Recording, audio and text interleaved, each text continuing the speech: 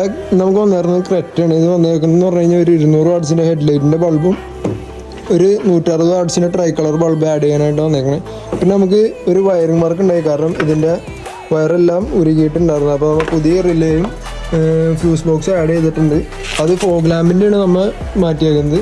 കാരണം ഇവിടെ ആകെ നിങ്ങൾ മനസ്സിലാവുമെന്ന് വിചാരിക്കുന്നു, ആകെ ഡാമേജ് ആയിട്ടുണ്ടായിരുന്നു, ഉരുകി പിടിച്ചിട്ട് ഷോർട്ടായിട്ട്.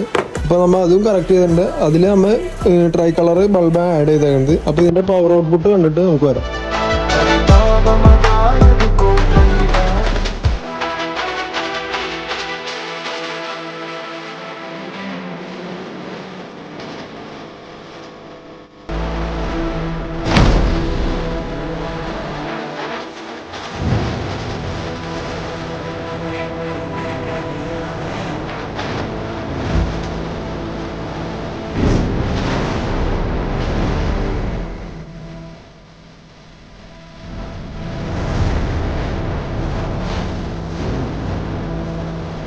ഇതാണ് ഇതിൻ്റെ ഔട്ട്. അപ്പോൾ നിങ്ങൾക്ക് ഇതേമാതിരി എന്തെങ്കിലും ബൾബ് എന്തെങ്കിലും ചെയ്യാനായിട്ട് താല്പര്യം ഉണ്ടെങ്കിൽ നമ്മളായിട്ട് കോൺടാക്ട് ചെയ്യുക. അപ്പോൾ അടുത്തൊരു വീഡിയോയിൽ കാണുന്നവരെ ബൈ.